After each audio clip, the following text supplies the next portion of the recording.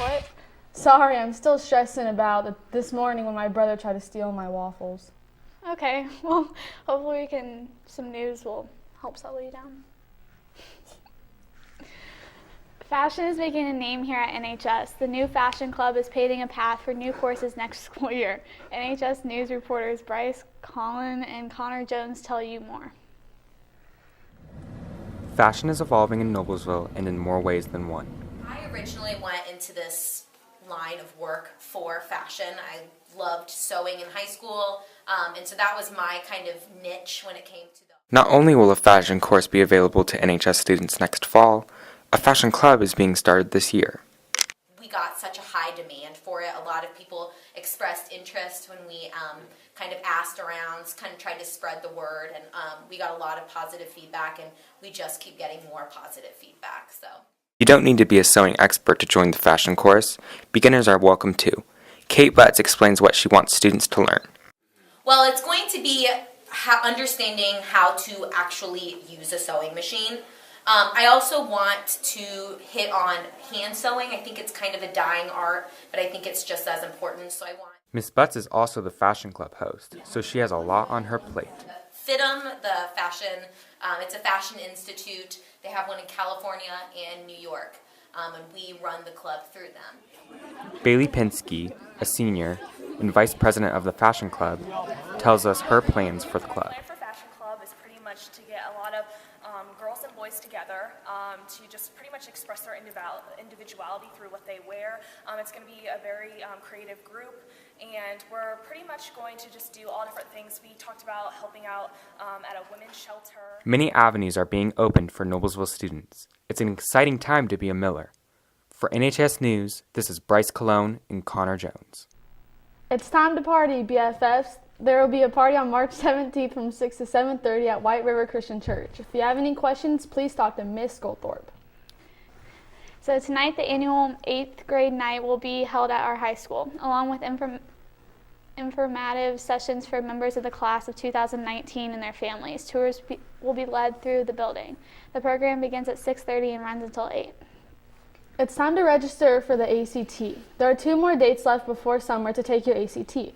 The registration deadline for April 18th ACT was on March 13th, but register for the June 13th ACT by May 8th. Register for your ACT today. Summer opportunity. Ivy Tech Community College, Central Indiana K through 12 initiatives in the criminal justice program are partnering to offer a 2-week summer camp experience for students wanting to explore career pathways in public safety and criminal justice. Academy cadets learn police safety procedures through practical experiences including traffic stops, firearm training, simulator, driving simulations, and roll call formation. They have an exclusive tour of the Indianapolis Police Academy and are introduced to many aspects and areas of criminal justice, as well as Ivy Tech's degree programs. The camp will take place June 15th through the 26th between 9:30 a.m. and 4:30 p.m. each day and is for students entering their sophomore or junior year of high school. Time is running out to purchase your 2014-2015 yearbook. Stop by room 1209 to get an order form or order online at jostens.com. If you have any questions, see Miss Dean in room 1209. This past Saturday, your Noblesville Show Choir groups performed against several schools at Lawrence Central High School. Shannon Reed won grand champion in the solo competition, and New Dimension came in 3rd, and it's making their way to state this Saturday, the 21st. So come out and support these ladies at North Central, and if you see Shannon, be sure to say congratulations. This Saturday, the Miller speech team competed in districts to qualify for nationals. The top 2 places in events qualified, and a few individuals did just that. Placing for a memorized duo was Carly Kopp and Ben Elliott, who came in 2nd. Humorous interpretation consisted of Lily Schwab in 1st and Blake Robinson in 2nd, and original oratory was Grace Dean, who placed 2nd. These students will go to nationals in Dallas, Texas in June, and state will take place the 22nd in March. Way to go, Millers, and keep making your school proud. Are you feeling any better? Just a little bit. Now on to birthdays, lunches, and sports.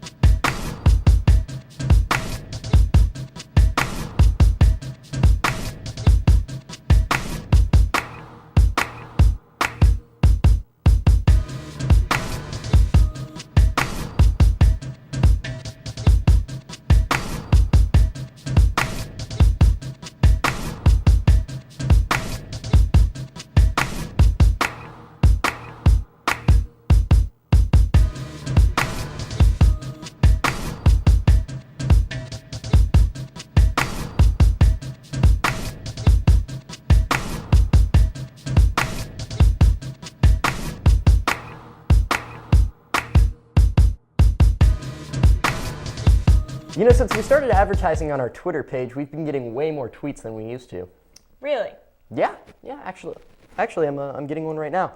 Emma Holland tweeted, at a lot of close calls, why are you on sports? You're definitely not at all athletic. Okay, that's fair. That's fair. On that note, let's do some sports. Your NHS dance team traveled to Newcastle on Saturday to compete at state. They won 4th in hip hop and 3rd for pom. Congratulations, girls.